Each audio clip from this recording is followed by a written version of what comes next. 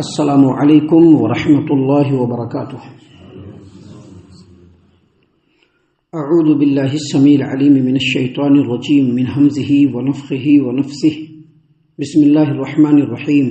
وَلَقَدْ أَرْسَلْنَا إِلَى ثَمُودَ أَخَاهُمْ صَالِحًا أَنِ اعْبُدُوا اللَّهَ فَإِذَا هُمْ فَرِيقَانِ يَخْتَصِمُونَ قَالَ يَا قَوْمِ لِمَ تَسْتَعْجِلُونَ بِالسَّيِّئَةِ قَبْلَ الْحَسَنَةِ أَوَلَا تستغفرون اللہ لعلکم ترحمون قالوا اطیرنا بک وبمن معک قال طائرکم عند اللہ بل انتم قوم تفتنون۔ اور ہم نے قوم سمود کی طرف ان کے بھائی صالح کو یہ پیغام دے کر بھیجا کہ اللہ تبارک و تعالیٰ کی عبادت کرو، تو اسی وقت وہ دو فریق یعنی مومن اور کافر میں بن کر جھگڑنے لگے۔ صالح نے کہا کہ میری قوم کے لوگوں، تم بھلائی سے پہلے برائی کیوں طلب کر رہے ہو جلدی، اور تم اللہ تبارک و تعالیٰ سے بخشش طلب کیوں نہیں کرتے تاکہ تم پر رحم کیا جائے۔ وہ لوگ کہنے لگے ہم تو تمہیں اور تمہارے ساتھیوں کو منحوس سمجھتے ہیں۔ صالح نے کہا کہ تمہاری نحوست تو اللہ تبارک و تعالیٰ کے پاس ہے، حقیقت یہ ہے کہ تم لوگ آزمائش میں پڑے ہوئے ہو۔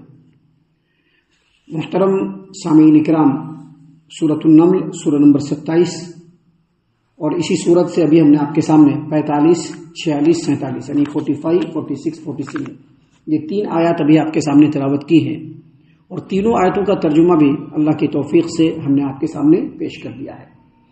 ان تینوں آیتوں کو سن کر کے آپ نے فوراً یہ اندازہ لگا لیا ہوگا کہ یہ وہی واقعہ ہے جو اس سے پہلے بھی ابھی تھوڑے ہی دن پہلے گزرا، یعنی سمود کا واقعہ، قوم صالح یعنی صالح علیہ السلام کا واقعہ۔ تو ہم اس سلسلے میں آپ کو سب سے پہلے یہ بتلا دیتے ہیں کہ اللہ تعالیٰ نے قرآن کریم سورۃ الزمر آیت نمبر 23 میں فرمایا اللہ نزل احسن الحدیث کتابا متشابہا مثانیہ تقشعر منہ جلود الذین یخشون ربہم ثم تلین جلودہم وقلوبہم الی ذکر اللہ۔ اس کا مطلب کیا ہے؟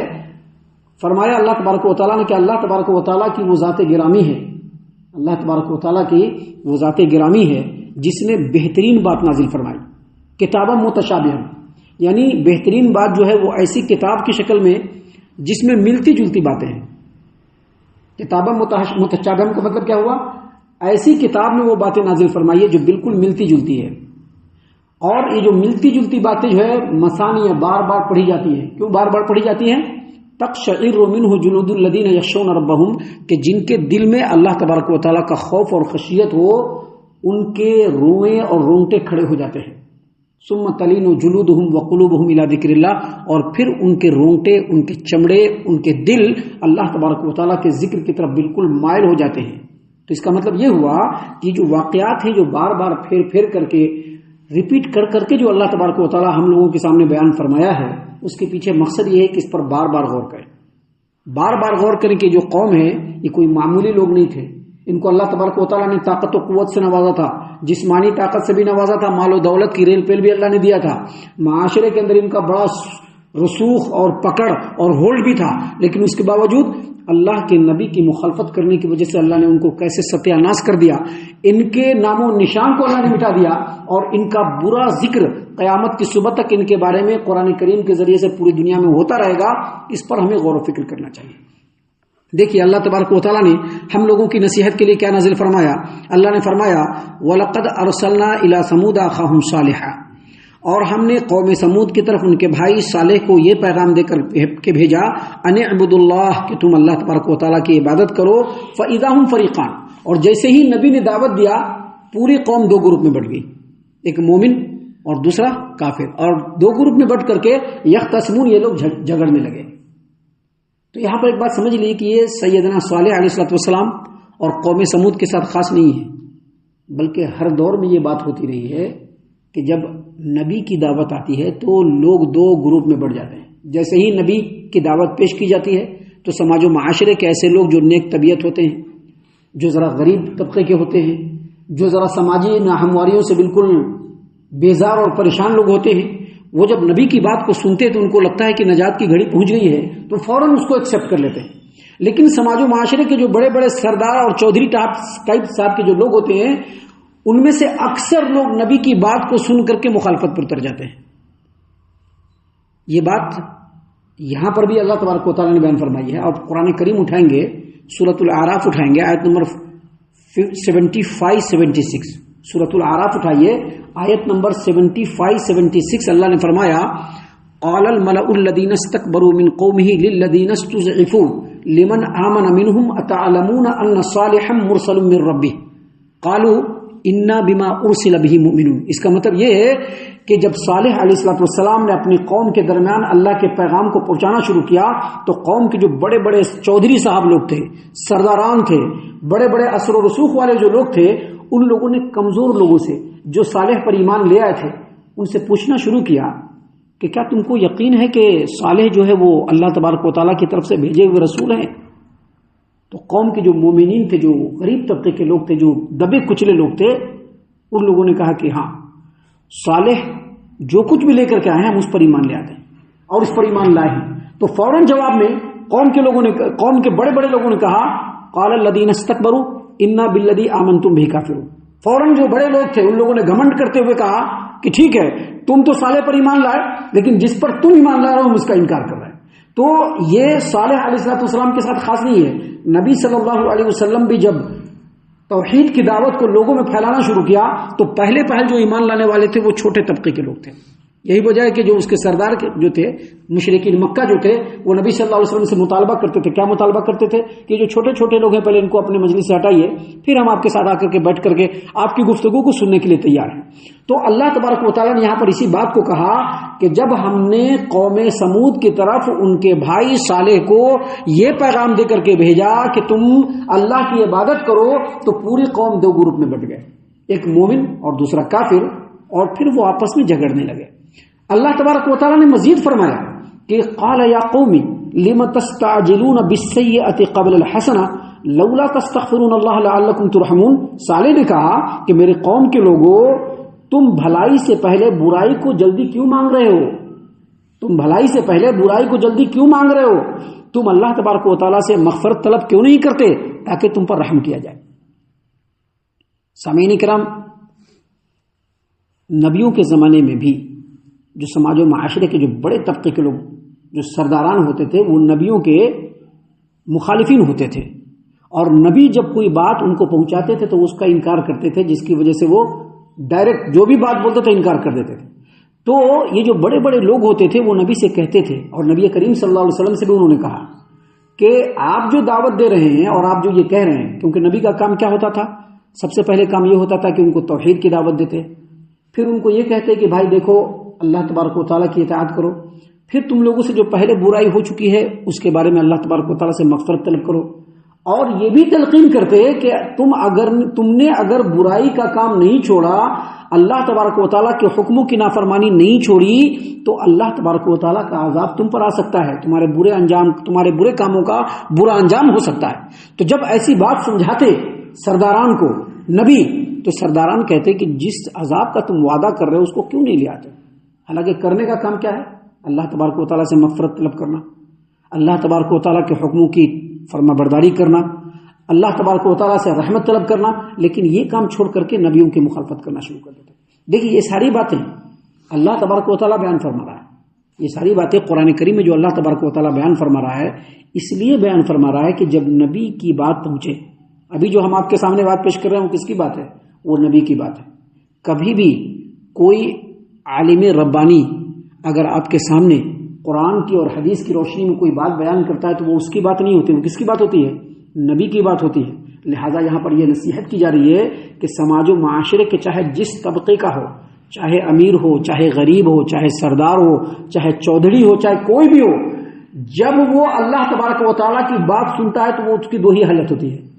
ایک حالت ہوتی ہے اس کی مومن ہونے کی، یا دوسری حالت ہوتی ہے اس کے کافر ہونے کی. اگر وہ ایمان لے آیا تو اس کی حالت کیا ہوگی؟ مومن کی ہوگی. اگر اس نے انکار کیا تو انہی لوگوں جیسے ہو جائے گے. لہذا اللہ تبارک و تعالیٰ نے جو ان باتوں کو بیان کیا ہے اس کے پیچھے جو اصل مقصد ہے وہ یہ کہ جیسے ہی اللہ کی بات آئے، جیسے ہی اللہ کی نبی کی بات آئے، اس وقت پھر دس دیٹ نہیں کرنا ہے، ادھر ادھر نہیں کرنا ہے، یہاں وہاں نہیں کرنا ہے. ہمیں کیسے، ہمیں سردار ہیں، ہمیں معاشرے کے بہت بڑے ہیں، ہمیں کیسے ان کی بات ماننی؟ نہیں. اگر ایسا کیا تو تم نے بولنے والے کا انکار نہیں کیا، بلکہ جس کی بات ہے یعنی نبی کریم صلی اللہ علیہ وسلم اس کا تم نے انکار کر دیا۔ اسی بات کو اللہ تبارک و تعالیٰ نے یہاں پر بیان فرمایا ہے کہ سیدنا صالح علیہ السلام نے اپنی قوم کو سمجھایا کہ دیکھو ہم جو تم کو سمجھا رہے ہیں تو تمہارا یہ کام ہونا چاہیے کہ تم اس کو سمجھو، اس پر ایمان لاؤ، نیکی کے اعمال انجام دو، جو تم برائی کر چکے ہو اس پر اللہ تبارک و تعالیٰ کی مغفرت طلب کرو، اور یاد رکھو اگر اللہ کے رسول کا اور ان کی باتوں کا انکار کرو گے تو اس کا انجام بہت برا ہوگا، بہت بڑا عذاب آ جائے گا۔ لیکن اس کا ریئیکشن کرتے ہوئے، رانگ ہوتے ہوئے قوم کے لوگوں نے یہ کہا کہ بھائی دیکھو جو تم بول رہے ہو نا عذاب لا کر کے دکھلا دو، عذاب لا کر کے دکھلا دو۔ تو یہاں پر یہ بتلانے کا یہ مقصد ہے کہ ایسا نہیں کرنا ہے۔ کیوں ایسا نہیں کرنا ہے؟ کیونکہ جب قوم کے لوگوں نے ایسا کیا تو ان کے ساتھ کیا انجام ہوا وہ کل آپ کے سامنے پیش ہوگا، اور اس سے پہلے بھی پیش ہو چکا ہے کہ قوم سمود کے ساتھ کتنا برا اور بدترین اور بھیانک انجام ہوا، اس سے پہلے بھی بیان کیا جا چکا ہے، اور پھر کل بھی بیان کیا جائے گا کیسا برا انجام ہوا۔ لہذا ایسا ہرگز نہیں بننا ہے۔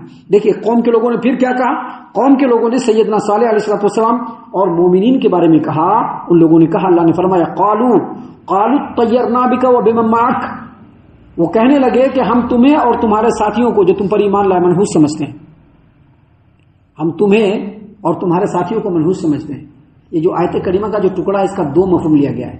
پہلا مفہوم یہ لیا گیا ہے کہ قوم کے لوگوں نے کہا کہ جب سے تم نے اپنے اس دعوت کا آغاز کیا ہے اور ہم لوگوں کے درمیان اس طرح کی باتیں کرنا شروع کیا ہے، جب سے ہم لوگوں پر کچھ نہ کچھ مصیبت آ رہی ہے، اس کی وجہ سے ہم تم کو اور تمہارے ساتھ جو لوگ ایمان لائے ان کو ہم منحوس سمجھتے ہیں۔ یہ پہلا مطلب۔ اور دوسرا مطلب یہ کہ دیکھو صالح علیہ السلام، دیکھو صالح، تمہارے آنے سے پہلے ہم لوگ بالکل ایک تھے، کوئی ہم لوگوں میں اختلاف نہیں تھا۔ تم آئے، تم نے اللہ کی بات پیش کی، توحید کی بات پیش کی، دعوت کی بات پیش کی، ہم لوگوں میں اختلاف ہو گیا، لہٰذا ہم تم کو اور تمہارے ساتھ جو ایمان والے ہیں اس کو منحوس سمجھتے ہیں۔ سیم ٹو سیم جو صالح علیہ السلام کے ساتھ جو بات ہوئی، یہی بات مشرکین مکہ نبی کریم صلی اللہ علیہ وسلم کے ساتھ بھی کرتے تھے۔ ایک تو یہ بھی الزام لگاتے تھے کہ جب سے یہ نبی آیا ہے محمد صلی اللہ علیہ وسلم تب سے ہم لوگوں پر کچھ نہ کچھ مصیبت آتی رہتی ہے، اور دوسرا یہ الزام لگاتے تھے کہ جب سے یہ محمد صلی اللہ علیہ وسلم یہ نبی بن کر کے آئے ہیں تب سے ہر گھر کے اندر جھگڑا ہے۔ پہلے ہم سب لوگ ایک تھے، مل جل کر کے رہتے تھے، بڑی محبت سے رہتے تھے، لیکن ان کے آتے ہی ہم لوگوں میں اختلاف پڑ گیا۔ اصل میں وہ اختلاف ہوتا نہیں ہے جس کو اختلاف سمجھتے ہیں، وہ اختلاف نہیں ہوتا ہے۔ ہر انسان کو جس کو اللہ تبارک و تعالیٰ نے اس روئے زمین پر بھیجا ہے، اللہ تبارک و تعالیٰ نے ان کے پاس نبی کو بھیجا اور نبی کے ساتھ احکام کو بھیجا، اور ہر آدمی کا یہ حق ہے کہ جو نبی آیا ہے اور نبی جو پیغام لے کر کے آئے ہیں اس کو سن کر کے، سمجھ کر کے، اس کو ایکسیپٹ کر کے اس کے اوپر عمل کرے۔ اب جس نے اپنا حق لیا اس نے تو اپنا حق لیا، جس نے اپنا حق نہیں لیا اور کفر و شرک کی راہ اختیار کر کے رکھا، اصل میں وہی اختلاف کرنے والا ہے، اصل میں وہی فساد برپا کرنے والا ہے، کیونکہ وہ اللہ کی زمین پر ہے، اللہ تبارک و تعالیٰ کا دیا ہوا کھا رہا ہے، اللہ تبارک و تعالیٰ کی نعمتوں سے بہرہ ہو رہا ہے، اور اللہ نے جس نبی کو بھیجا اور نبی کے ساتھ جس پیغام کو بھیجا اس پیغام کو ماننے سے وہ انکار کر رہا ہے۔ تو یہاں پر قوم کے لوگوں نے کہا کہ تم کو ہم منحوس سمجھتے، کیوں؟ کیونکہ تمہارے آنے سے ہمیشہ مصیبت آ رہی ہے، اور تمہارے آنے سے ہمارے درمیان بلّہ کا اختلاف ہو گیا، بہت سارا اختلاف ہو گیا۔ تو سیدنا صالح علیہ السلام نے جواب دیا، کیا جواب دیا؟